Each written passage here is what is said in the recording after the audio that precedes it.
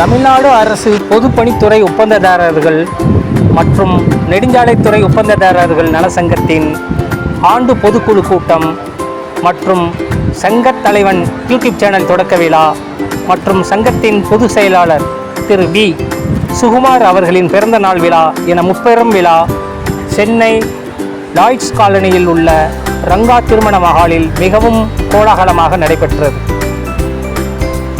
சங்கத்தின் தலைவர் திரு குணமணி அவர்கள் தலைமையில் நடைபெற்ற இந்த ஆண்டு விழா பொதுக்குழு கூட்டத்தில் சங்கத்தின் பொதுச் செயலாளர் திரு வி சுகுமார் அவர்களின் பிறந்த நாளை கொண்டாடும் வகையில் அவருக்கு மலர் கிரீடம் அணிவித்து மலர் மாலை அணிவித்து பிறந்த நாள் கேக் வெட்டி கொண்டாடப்பட்டது.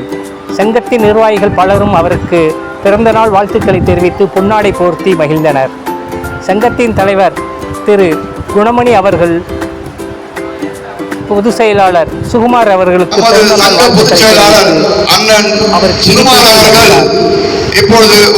மிக சிறப்பான விழா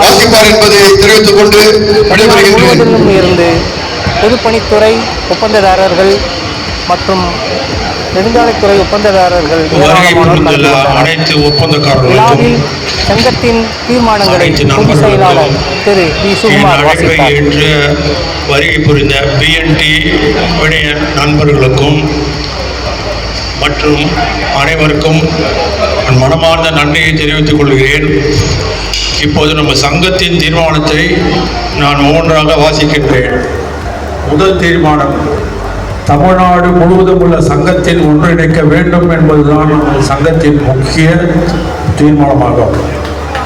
அதை அனைவரும்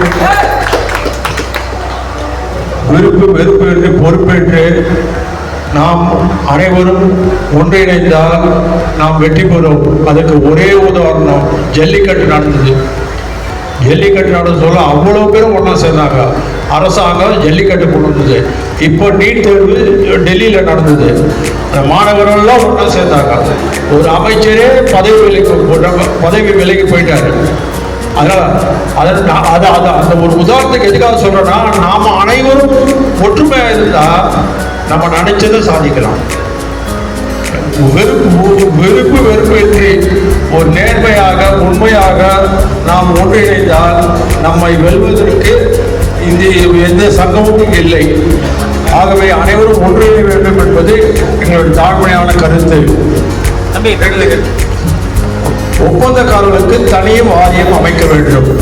இதை ஏன் நான் வலியுறுத்துகிறேன் என்றால், பனைமர தொழிலாளர்களுக்கு ஒரு வாரியம், சினிமா கலைஞர்களுக்கு ஒரு வாரியம், தொழிலாளர்கள் நல வாரியத்துக்கு வாரியம். ஆனால் கான்ட்ராக்டர்களுக்கு நம்ம வாரியமே இல்லை. எதுக்காக சொல்றோம்னா, நம்ம போன கவர்மெண்ட்லேயே நாங்கள் எங்களுடைய கோரிக்கையை வச்சோம். எங்களுடைய பில்லில் 0.25% விட்டுடுங்க. ஒவ்வொரு மாவட்டம் பிரிக்க, சென்னை மாவட்டம், திருவள்ளூர் மாவட்டம், காஞ்சிபுரம் மாவட்டம், விழுப்புரம் மாவட்டம் எல்லாம் பிரிக்கலாம். அந்தந்த மாவட்டத்தில் அந்த கான்ட்ராக்டர்ஸ் மெட்ரோ ஒப்பந்தக்காரர்களும் சரி, சிவில் ஒப்பந்தக்காரர்களும் சரி, அவருடைய பிடிக்கிற பணத்தை வச்சா ஒரு குரூப் இன்சூரன்ஸ், அதாவது ஒரு medical insurance or term insurance. Medical இன்சூரன்ஸும் உங்களுக்கு தெரியும், அது மொத்தமாக கட்டிட்டா நம்ம சங்கத்தில் யாராவது பாதிக்கப்பட்டால் மருத்துவ செலவுக்கு நம்ம வாரியம் மூலமாக கொடுக்கணும்னு சொன்னோம். டேர்ம் இன்சூரன்ஸ் தவறானீங்க, ஒப்பந்தக்காரர் தவறி விட்டால் நாங்கள் 1 கோடி கொடுக்கணும்னா அப்போ நாங்கள் கேட்க சொல்ல அவ்வளோலாம் கொடுக்க முடியாது, ஒரு 50 லட்சம் சொல்லணும். அப்புறம் இல்லை 30 லட்சம் சொல்லி அது எல்லாம் ரெடி பண்ணி அது கரெக்டாக வர நேரத்தில் இந்த ஒப்பந்தம் நம்மளுடைய பொறியாளர் இருக்கிறாங்களா, இன்ஜினியர்ஸு மொத்தமாக சேர்ந்து ஐயையோ இந்த வாரியத்தெல்லாம் சேர்ந்து போட்டிங்கன்னா இவங்களை பிடிக்கவே முடியாது, அதை க்ளோஸ் பண்ணுங்கன்னு சொல்லிட்டு அந்த பழைய அரசில் சொல்லி அதை க்ளோஸ் பண்ணிட்டாங்க. இல்லாட்டி அந்த அப்பவே வாரியம் வந்ததுன்னா நமக்கு ஒருத்தர் இருந்தாலும் மினிமம் ஒரு 30 லட்சம் கிடைக்கும். அது மருத்துவ வசதி கிடைக்கும்.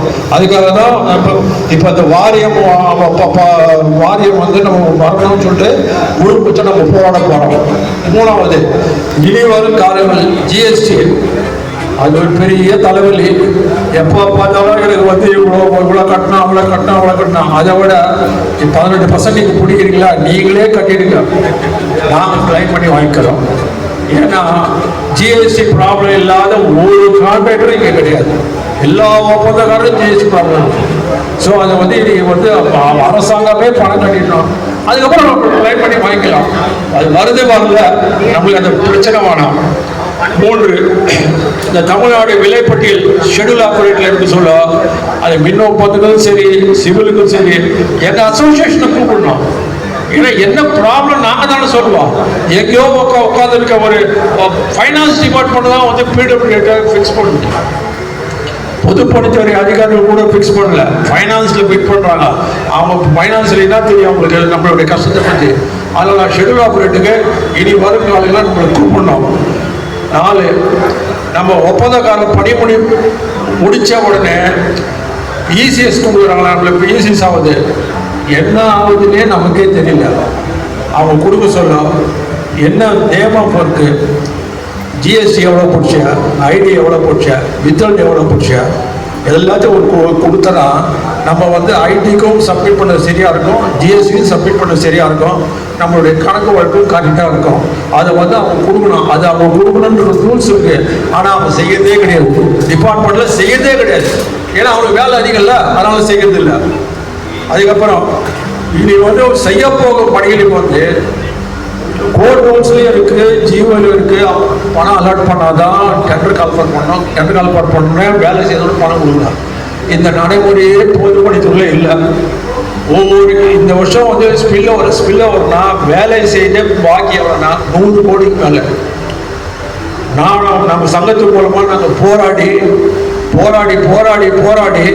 அதுக்கப்புறம் தான் வந்து ஒரு 30 கோடி கொடுத்துருக்காங்க. அதுலேயே ஒரு தலைமை பொறியாளர் மணிவண்ணன் ஒருத்தர் தான். அவன் வந்து அவன் ஹவுசிங்கும் பிடபிள்யூ வந்து வெளி மாவட்டத்துக்கு 20% வாங்கி விற்றுட்டான். அதுக்கப்புறம் அந்த போராட்டம் நாங்கள் வந்து தலைமை பொறியாளர் கொடுத்த முற்றுகையிட போகிறோம் சொன்ன உடனே அதுக்கப்புறம் வந்து வானாமானான்னு சொல்லி அது வந்து கலெக்ஷன் பண்ணி கொஞ்சம் பணம் கொடுத்துருக்காங்க. அதனால் நம்ம வேலை செய்த 30 நாளுக்கும் பணம் கொடுக்கணும். பணம் ஒதுக்கின பிறகு தான் நம்மளுக்கு பண்ணணும். முக்கியம்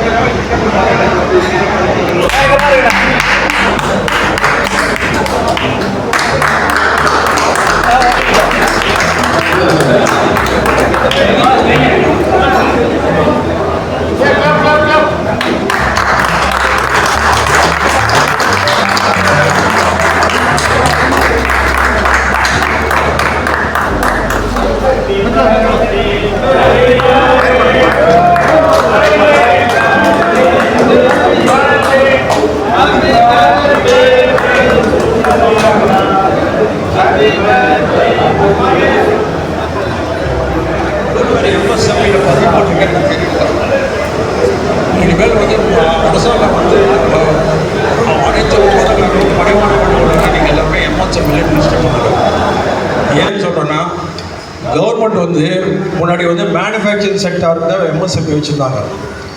இப்போ தான் ஒரு 1.5 வருஷமாக சர்வீஸ் செக்டார் வச்சுருக்காங்க. சர்வீஸ் செக்டார் வர சொல்ல அதில் நம்மெல்லாம் வரும்.